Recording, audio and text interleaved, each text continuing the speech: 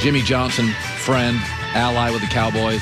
Joy Taylor's joining us. Joy, that was the first celebrity Joy ever met with Dave Wannstedt. It was. Coach Wannstedt and I have many memories together. You're a Pittsburgh girl. He's a Pittsburgh guy. Pittsburgh and the Dolphins. Coached my brother. We rode on the bus thing at the Hall of Fame to my brother's party afterwards. Caught up. That took like an hour. Canton, Ohio is a very interesting place. We're going to go from Canton to Akron, but yeah, Wannstedt's the best. He'll be joining us in a couple of minutes. So it's interesting. I don't want to get into too much Super Bowl stuff. That's what next week is for. I got Friday off. I'll talk a couple days about the games. But the Brady Mahomes thing is interesting. They played 4 times, 3 in the regular season, 1 in the playoffs. They're 2-2. If you put the numbers up, this is an old Brady, by the way. This isn't Brady in his prime. This is an older Brady. This is Mahomes, I think, just getting into his prime for the next 10 years. Obviously, Mahomes has been a much more dynamic player. They're pretty close on completion percentage, but, Mahomes, 11 touchdowns, 3 picks. Tom, 6 touchdowns, 5 picks. Yards per game, Brady's actually fairly close considering the weapons Mahomes has. Passer rating, though, not close. Mahomes 109, Brady 86. And again, this is the older Tom and heading into his prime. Also, let's be honest, Mahomes has better weapons and a more clever head coach. Mahomes is clearly the more dynamic quarterback at this point. But my guarantee for the Super Bowl, if I could have one, is Mahomes will be much more dynamic when you watch the game. He'll make more spectacular plays. And B, Tom Brady will only win if certain things happen. Mahomes only needs to be healthy. If you say he plays 4 quarters, he's never hurt, that just could be enough. His defense could be bad. He could have 2 fumbles. Things could go wildly wrong, and Mahomes could win. Brady's going to need some things to win. He's probably going to need a special teams break. He's probably going to need a turnover break. He's going to need his defense to really rattle Mahomes, and it's possible because Patrick is missing Eric Fisher and Mitchell Schwartz. But my feeling is Tom can win, and I think being at home helps. Having a great defensive front helps. The Chiefs having 2 key injuries up front helps. But I don't think Mahomes needs anything to beat Tom. If he's healthy, things could go sideways. He could have a pick 6 in the first quarter and a bad pick in the third, and he could still win.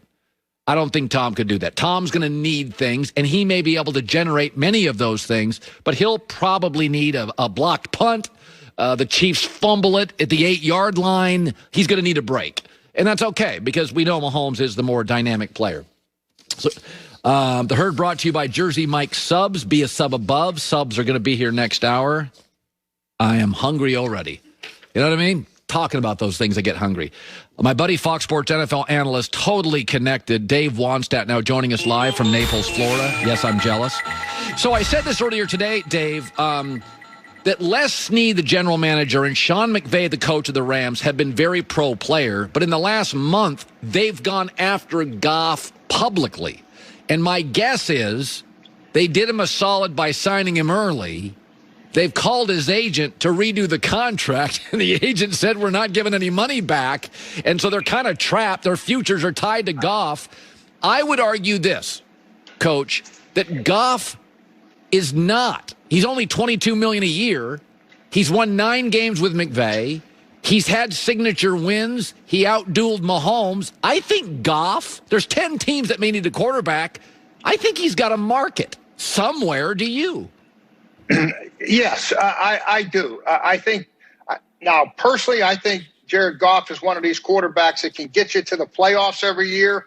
But I don't know. I haven't seen it yet on a consistent basis that he can win a Super Bowl for you. And I'm going back to his college days, when he was at Cal and they played Utah, the best defense in the Pac-12, and the USC's, there was always problems. He had a tough time getting over the hump. And that's where I see him. I see him make some great throws, but I'll tell you what, with McVay, you could not have a more quarterback-friendly offense.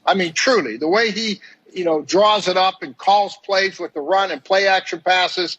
It's designed to give a quarterback that has some ability, which he has, success. So I think they stay with him another year and see if he can turn it around. But that's how I see it. Can he get you to the playoffs? Yes.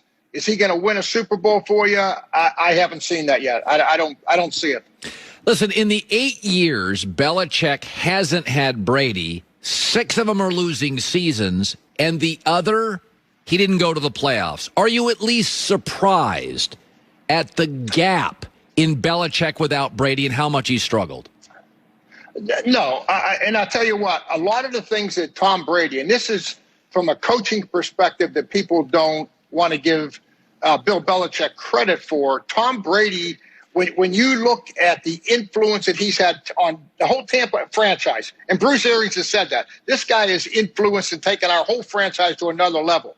Their turnovers are down, their penalties are down, doing the little things right. And I have a nephew who's a trainer at the Bucs. I mean, just on a day-to-day basis, this is all Bill Belichick. Tom Brady didn't show up at New England and get this whole big picture from Michigan. So you got to give Bill Belichick maybe not credit for Tom's ability to throw touchdowns, but to be in position and put the team in position to win, that's all Bill Belichick. Yeah. It's funny. There's been a lot of coaching hires. A lot of them I don't get. Some I kind of like.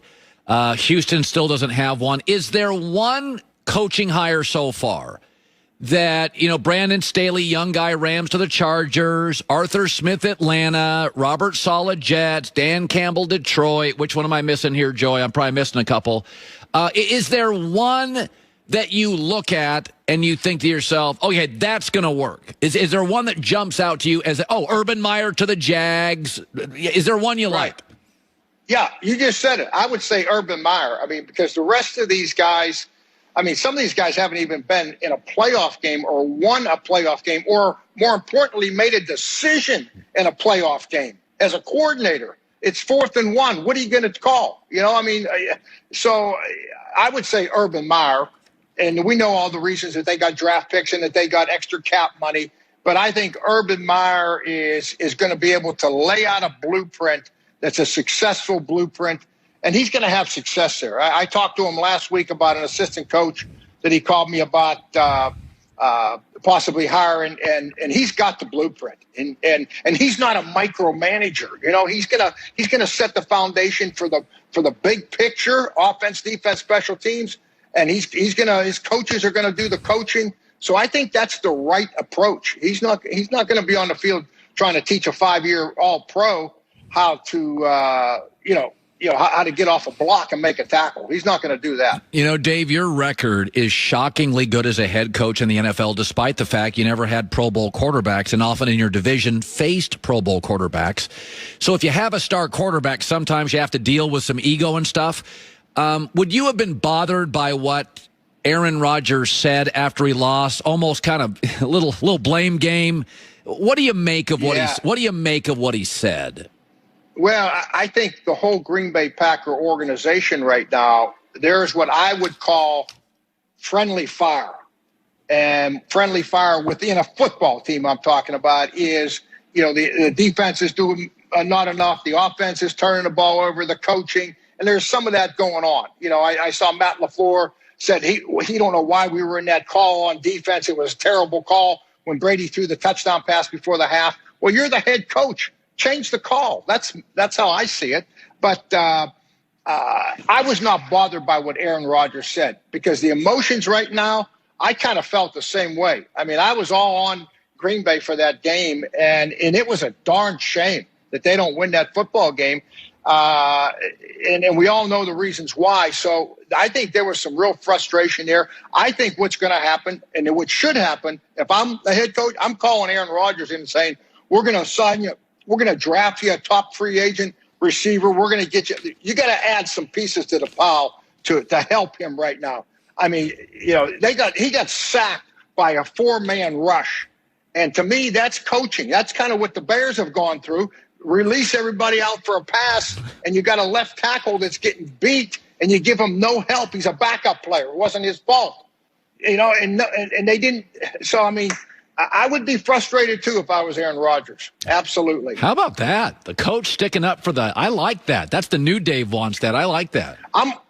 I watched the game, Colin. I sat there and watched the game. No. What do you want me to say? No, Just not listen. If I only listened to your show and never watched the game, I might have a different